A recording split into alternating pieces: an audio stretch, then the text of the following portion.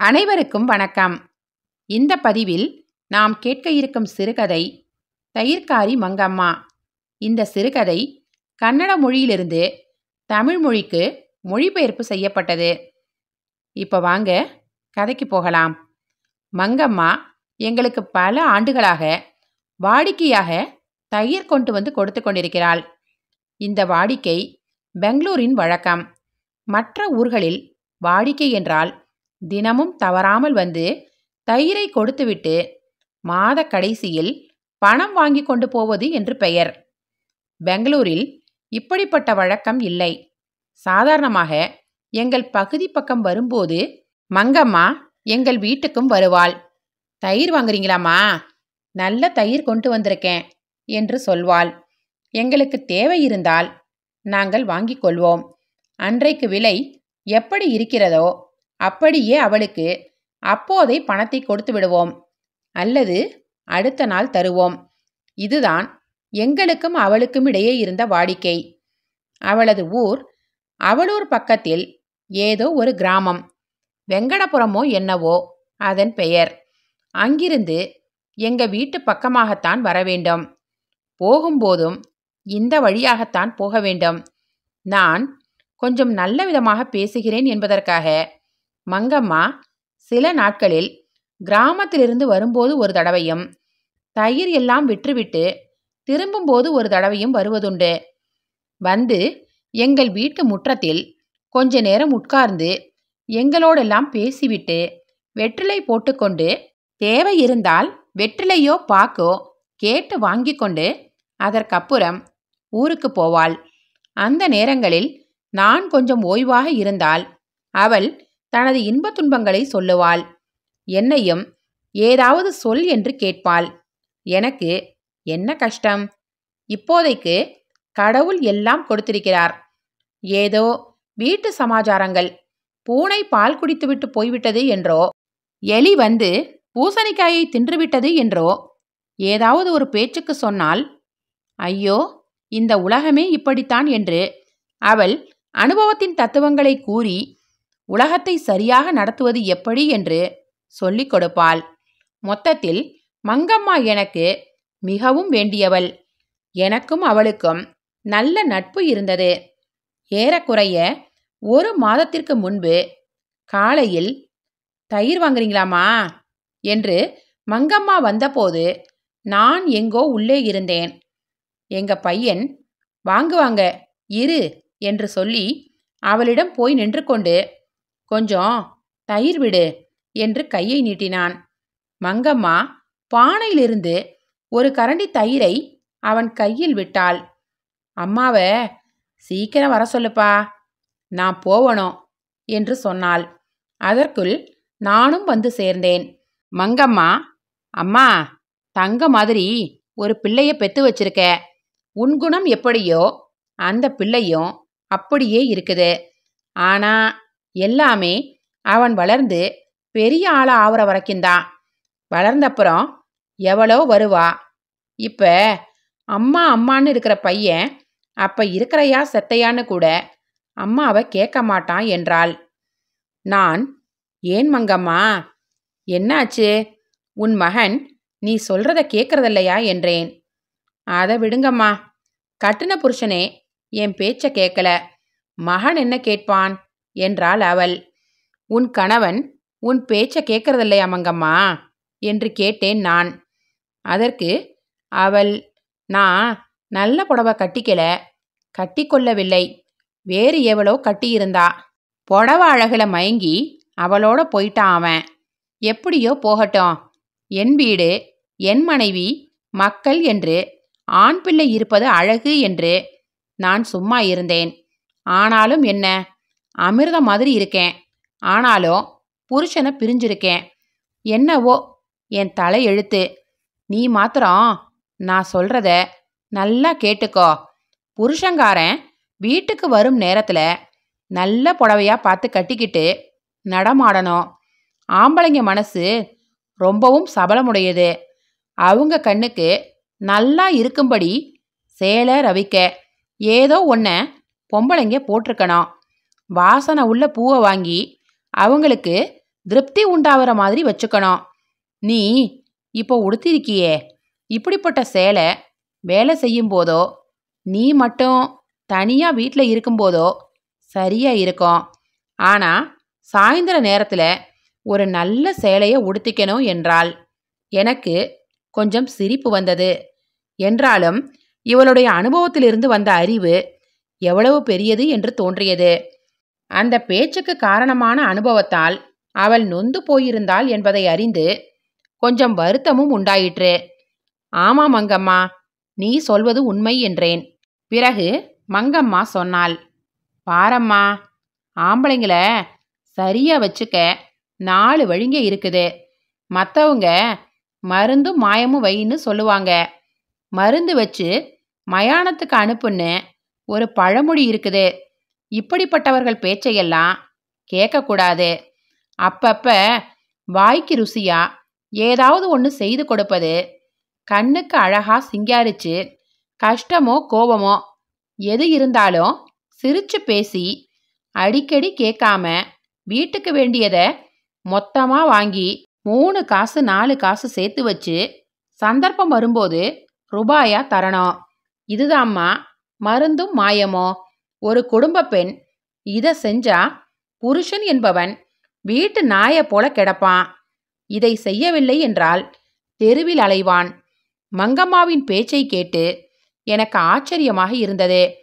இன்னும் ஏதோ பேசி அவளை அன்று வீட்டுக்கு அனுப்பி வைத்தேன். 15 நாட்களுக்கு முன்னால் மங்கம்மா வந்தபோது மிகவும் கவலைப்பட்டிருப்பாள் என்று தோன்றியது. நான், ஏன் மங்கம்மா இப்படி இருக்கிறாய் என்று கேட்டேன். என்ன சொல்லட்டுமா, இந்த ஜென்மமே யாருக்கும் தேவையில்லாம போச்சு என்று சொல்லி மங்கம்மா முந்தானையால் கண்ணை துடைத்து கொண்டாள். ஏனம்மா, என்ன ஆச்சு? மகன் ஏதாவது சொன்னானா என்று கேட்டேன். சொல்லிவிட்டானம்மா. வீட்டில் குழந்தை இருக்குதே, அது ஏதோ செஞ்சிடுத்துன்னு அவன் பொண்டாட்டி அதை அடிச்சிட்டா. ஏண்டி ராட்சசி, அறியா குழந்தைய அப்படி போட்டு அடிக்கிறியேன்னு கேட்டுட்டேன். உடனே என் மேலே பாஞ்சிட்டா. தாறு மாறா என்ன திட்டிட்டா. என்னடி இது, உன் புருஷனை பெத்த அம்மாடினா என்ன இவ்வளவு பேச்சு பேசுறியே? இருக்கட்டும், அவன் வரட்டும், அவன்கிட்டயே கேட்குறேன்னு சொன்னேன். அந்த பெரிய மனுஷன் வீட்டுக்கு வந்தான். பாருடா, சும்மா சும்மா குழந்தைய போட்டு அடிக்கிறா. வேணாம்டின்னு சொன்னா என்ன திட்டுறா. உன் பொண்டாட்டிக்கு கொஞ்சம் புத்தி சொல்லு என்றேன். அவள், எதுக்காக எனக்கு புத்தி சொல்வது? பையன் தப்பு பண்ணுனா அடிக்கிற அதிகாரம் எனக்கு இல்லையா? நீ என் புருஷனை பெத்தது போல நான் இந்த குழந்தைய பெத்தெடுக்கலையா? எனக்கு என்ன புத்தி சொல்ல வேண்டியிருக்குது என்றாள். என்ன இருந்தாலும் அவள் பொண்டாட்டிதான், நான் தாய். அவளை சொன்னால் எதிர்த்து பேசுறா. என்னை சொன்னால் நான் என்ன செய்ய முடியும்? அவன், ஆமாம் அம்மா, அவ பெத்த பிள்ளைய அவ அடிக்கிறா. நீ ஏன் அவ பேச்சுக்கு போற? என்ன வேண்டுமானா அடின்னு சொன்னான். அப்படியானால் நான் செய்தது தப்பாடா என்று கேட்டேன். தப்போ சரியோ, பெத்தவ மகனை அடிக்கக்கூடாதுன்னு சொல்ல முடியுமா என்றான். எனக்கு கோபம் வந்தது. வாய் தவறி பேச்சும் வந்தது. என்னடா இது, பொண்டாட்டி போட்ட மந்திரத்துல உனக்கு அவள் குழந்தையை அடித்தாலும் சரிதான், என்னை திட்டினாலும் சரிதானா? நல்லா இருக்குது. நாளைக்கு உங்க அம்மாவை வெளியே அனுப்புன்னு சொன்னா நீ அனுப்பக்கூடிய ஆள்தான் என்றேன். அவனும், வேறென்ன செய்ய முடியும்? பொண்டாட்டி இருந்தால் நான் இருக்க மாட்டேன், நான் இருந்தால் அவள் இருக்கக்கூடாதுன்னு சொன்னா திக்கில்லாத பெண், அவளை என்ன செய்யறது என்று கேட்டான். எனக்கு யாரப்பா திக்கு என்றேன். உனக்கென்னம்மா, மாடு இருக்குது, கண் இருக்குது, பணம் இருக்குது, காசு இருக்குது, உன்னை நான் பார்த்துக்கணுமா என்ன என்றான். அப்படியானால் என்னை தனியாக போக சொல்றியாடான்னு கேட்டேன். அது உன் இஷ்டம், போய்த்தான் தீரணும்னா வேணாம்னு நான் தடுக்க மாட்டேன். போதும் உன் பஞ்சாயத்து என்றான் அவன். ஆவட்டும்பா, இன்றைக்கு மத்தியானத்திலிருந்து தனியா இருக்கிறேன். நீயும் உன் பொண்டாட்டியும் சுயமா இருங்க என்று சொல்லிவிட்டு இதோ தயிரை எடுத்துக்கொண்டு வந்துவிட்டேன். இதையெல்லாம் சொல்லி மங்கம்மா ஒரே அடியாக அழுதாள். நான் சமாதானம் செய்தேன். விடு, இதெல்லாம் என்ன பெரிய சங்கதி? இப்ப போனதும் வழக்கம் போல பழைய வீட்லயே இருந்துப்ப. எல்லாம் தானே சரியாவும். விடு மங்கம்மா. இப்படி தைரியம் சொல்லி தயிர் வாங்கி கொண்டு அவளை அனுப்பி வைத்தேன். அடுத்த நாள் மங்கம்மா வந்தபோது முந்திய நாள் அளவுக்கு மகிழ்ச்சியாகவும் இல்லை. சண்டை சமாதானமாகிவிட்டதா இல்லையா மங்கம்மா என்று கேட்டேன். சமாதானமாவ அவ விடுவாளா? நேத்து தயிர் ஊத்திட்டு வீட்டுக்கு போனா அங்கே என்னுடைய சட்டி பானையெல்லாம் ஒரு பக்கத்துல எடுத்து வச்சிருந்தா. ஒரு பானையில கேழ்வரகு, ஒன்னுல அரிசி, கொஞ்சம் உப்பு மிளகாய் எல்லாம் எடுத்து வச்சுட்டு தானும் தன் புருஷனும் சாப்பிட்டாயிற்று என்றது போல காலை நீட்டி உக்காந்துருந்தா. அப்புறம் எப்படியம்மா சமாதானமாவும்? நான் கொஞ்சம் களியை வேக வைத்து சாப்பிட்டேன். ஏதோ பேச்சுக்கு சொன்னேன். அவங்க அதுவே போதும் போதும்னு பிடிச்சுக்கிட்டாங்க. கல்யாணம் ஆன பிறகு மகன் நம்முடையவனாவானா? சரி, அவனுக்கு வேண்டாம் என்ற பிறகு நானாக மேலே விழுந்து ஏன் போகணும்? தனியாவே இருக்கம்மா. தினமும் அந்த குழந்தைக்கு கொஞ்சம் தயிர் கொடுத்துட்டு அப்புறமா விற்கிறதுக்கு வந்துடுவேன். காலையில சரியா அந்த நேரத்துக்கு அவ குழந்தைய அழைச்சிக்கிட்டு எங்கேயோ போயிட்டா. அந்த பையன் கூட நான் பேசக்கூடாதுன்னு இப்படியெல்லாம் செய்யறா. எனக்கு தெரியும் என்றாள்.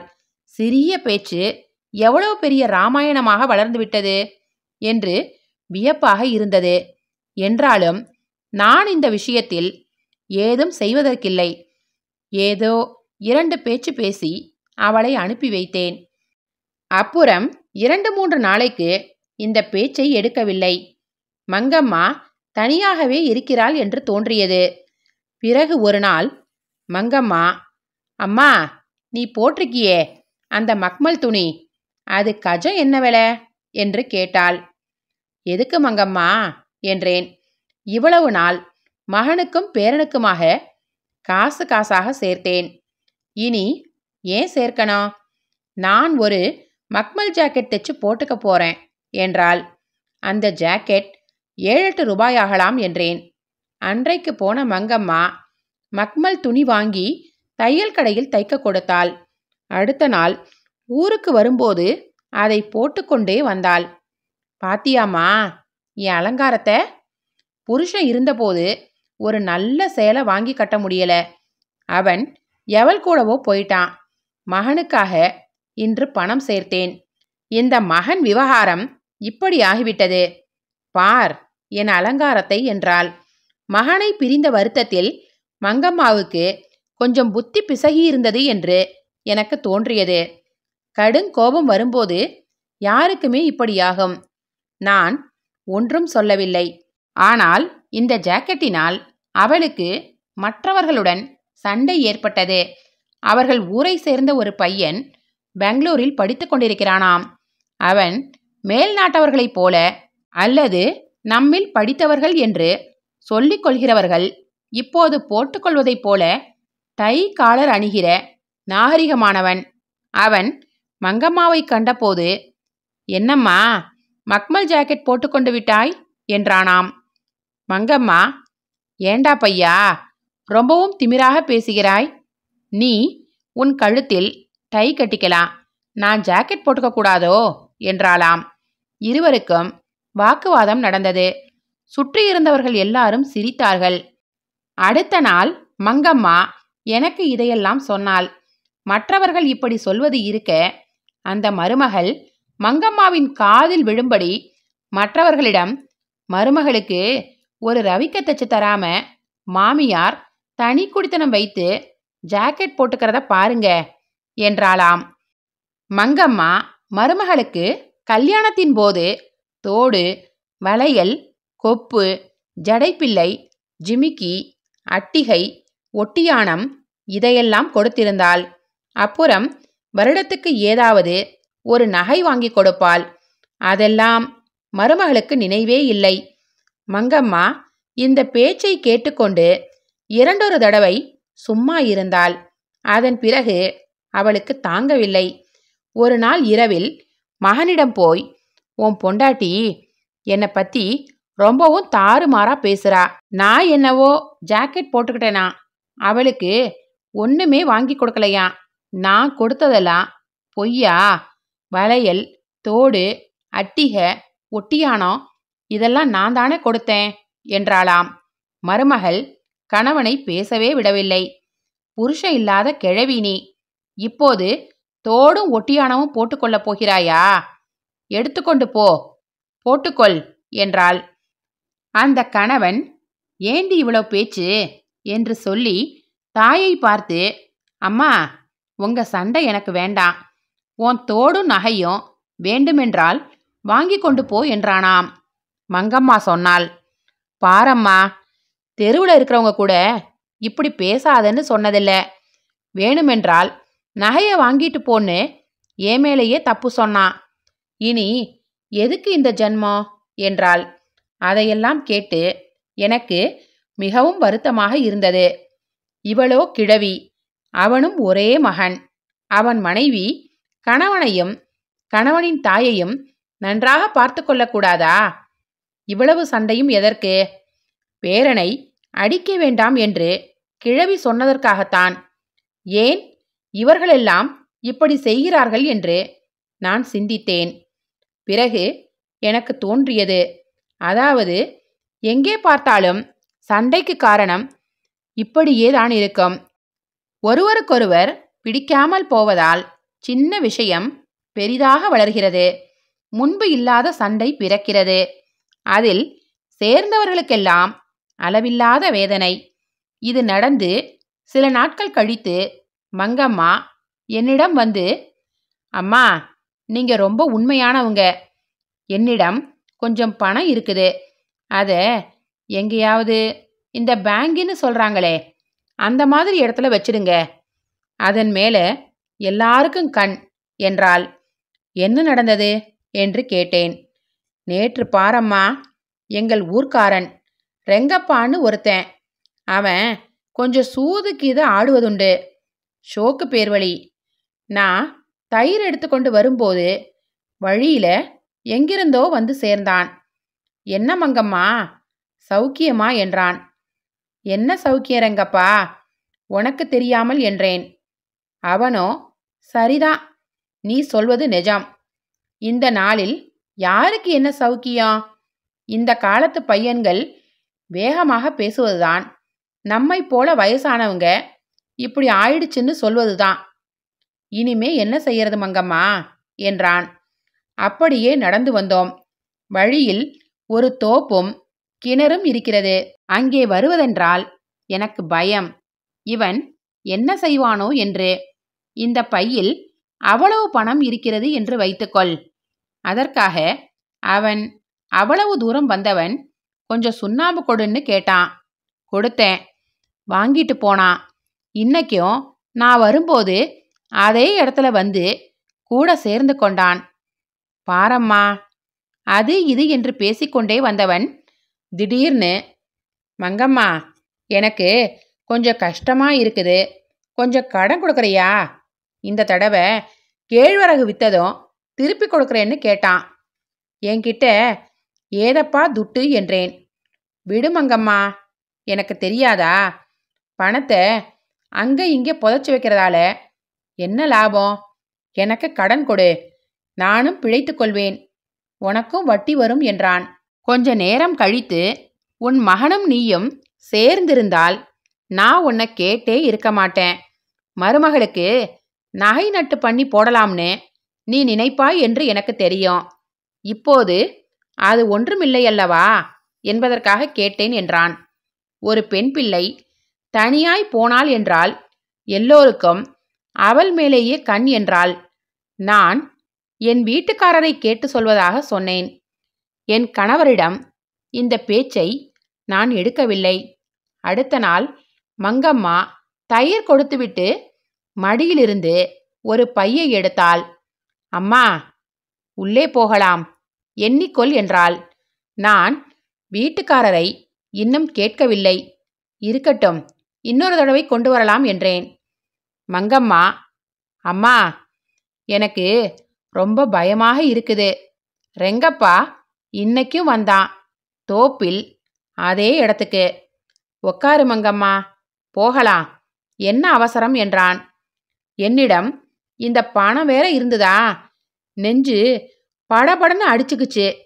நிற்க மாட்டேன்னு சொன்னா பிடித்து நிறுத்தினால் என்ன செய்யறதுன்னு உக்காந்தேன். வீட்டு சமாச்சாரம் எல்லாம் பேசினான், ஊர்க்கதையெல்லாம் பேசினான். அப்புறம் என் கையை பிடித்து கொண்டு, மங்கம்மா, நீ எவ்வளவு அழகா இருக்க தெரியுமா என்றான். கேட்டியாம்மா, நல்ல வயசு காலத்திலேயே புருஷனானவன் இந்த கையை பிடிப்பதை விட்டுட்டான். இன்னொருத்தன் என்னைக்கும் தொட்டதில்ல, இவன் இன்னைக்கு பிடித்தான். நான் கையை விலக்கி கொண்டு, என்ன ரெங்கப்பா, ரொம்பவும் சரசமாடுற? என் அழகை வர்ணிக்க நீ என்ன கட்டின புருஷனா? விடு என்று வேகமாக எழுந்து வந்துட்டேன். நேற்று ரூபாய் கேட்டான், இன்னைக்கு மானத்தையே கேட்டான். மனை மேல கூட உக்காந்து கொண்டு மாலை மாத்தி 4 பேர் ஆசீர்வாதத்துடன் கைய பிடிச்ச அந்த ஆள் எங்கேயோ போனான். நல்ல வயசுல புருஷன் என்ன வேணான்னு சொல்லிட்டான். இன்னொருத்தியா இருந்தா கட்டுனவன் கைவிட்டால் கைப்பிடிக்க வாங்கன்னு ஆட்டம் போட்டிருப்பா. நான் என் மானத்தை விடல. இந்த போக்கிரி வந்து தாலி கட்டின ஆள் மாதிரி என் கைய பிடிக்கிறான். பாத்தியாமா என்றாள். இவளுடைய நிலை மிகவும் கஷ்டத்துக்கு உள்ளாகியிருக்கிறது என்று எனக்கு பட்டது. இதெல்லாம் என்ன வம்பு மங்கம்மா? சும்மா மகனிடம் போய் ஏதோ நடந்துவிட்டது என்று அவனிடமே இருந்து விடுவதுதானே என்றேன். நான் இருக்க தயாரம்மா, ஆனா அவ இருக்க விடமாட்டா. மகனிடத்தில் இதெல்லாம் சொல்லு. ஐயோ என் கண்ணம்மா, ஒரு பெரிய ரகளையே உண்டாக்கி என்ன சாதியை விட்டே விலக்கி வச்சிடுவா அந்த மருமகள். எனக்கு நேரமாச்சு, நான் வாரேன், ஐயாவை கேட்டு நாளைக்கு சொல்லு என்று சொல்லி அவள் புறப்பட்டு போனாள். மறுபடியும் 1 மணி நேரத்தில் திரும்பி வந்தாள். அம்மா, இன்னைக்கு ஒன்று நடந்தது என்றாள். என்ன ஆயிற்று? குழந்தைக்குன்னு கொஞ்சம் மிட்டாய் வாங்கி கூடையில வச்சிருந்தேன் என்றாள் மங்கம்மா. முதலில் குழந்தை தன்னிடம் வரவிடாமல் தடுத்தார்கள் என்று சொல்லியிருந்தாள் அல்லவா? இப்போது குழந்தைக்கு என்றதும் எந்த குழந்தைக்கு என்று எனக்கு புரியவில்லை. எந்த குழந்தைக்கு என்று கேட்டேன். வேறு எந்த குழந்தையம்மா? எங்க குழந்தைதான். உன்னிடம் வருவதில்லை என்று நீயே சொன்னாய். போக வேணாம்னு அம்மா சொல்றா. ஆனா குழந்தை வராம இருக்குமாம்மா. அவங்க கண்ணில் படாம எப்போதாவது வரும். கொஞ்சம் பால் குடிக்கும், கொஞ்சம் தயிர் கொடுன்னு கேட்கும். ஏதாவது கொடுத்தால் குதிச்சு ஆடும். கலாட்டா செய்தா உங்க அம்மாவுக்கு கேட்கும் பார் என்றால் வாயை மூடிக்கொள்ளும். குழந்தைகள் விளையாட்டே ஒரு அழகு. அந்த குழந்தைக்குத்தான் கொஞ்சம் மிட்டாய் வாங்கி கூடையில் வச்சிருந்தேன். இந்த சங்கபுரம் வழியா வரும்போது அங்கே ஒரு மாமரம் இருக்குதே, அதுல உக்காந்திருந்த ஒரு காக்கை வேகமா வந்து அந்த பொட்டலத்தை கொத்தி கொண்டு போயிடுச்சு. இன்றைக்கு இப்படி நடந்துவிட்டதே என்றாள்.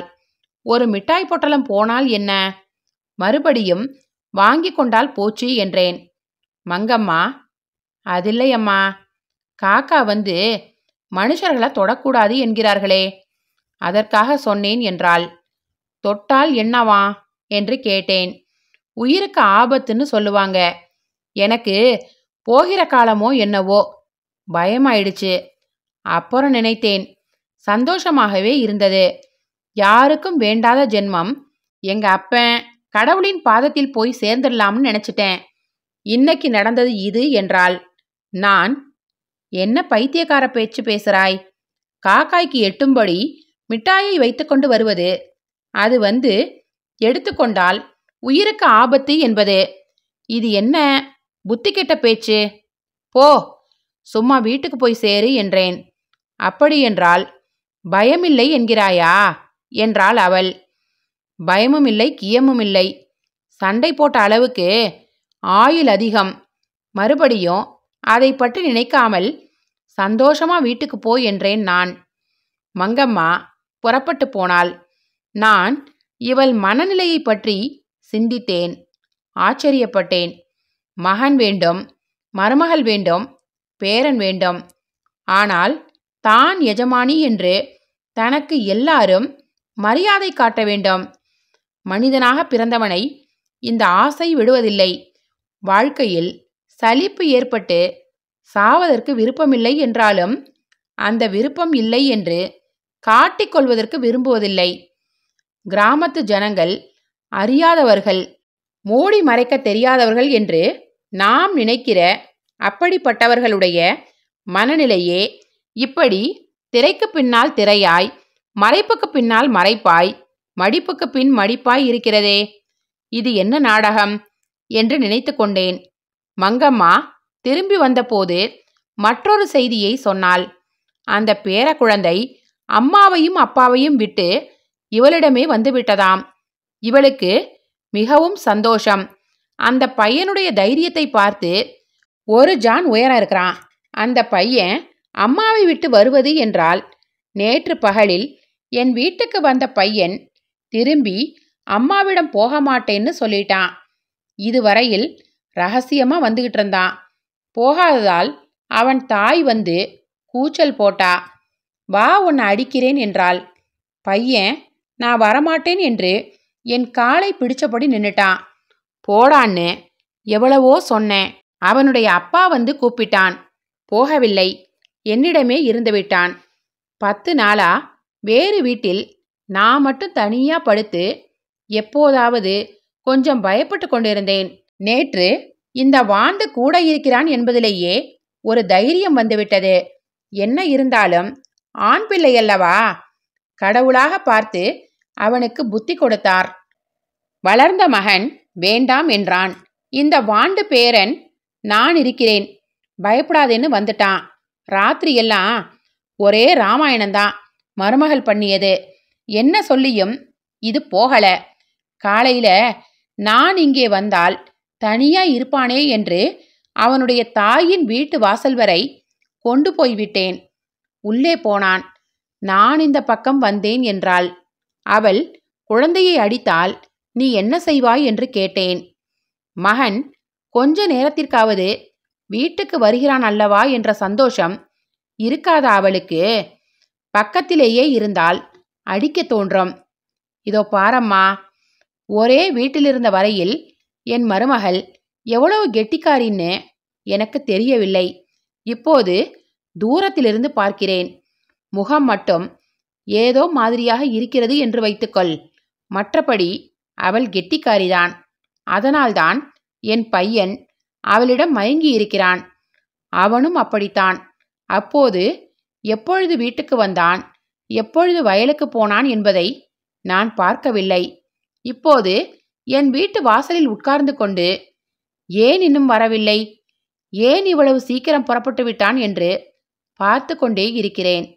அவளுக்கும் அப்படித்தானே இருக்கும்.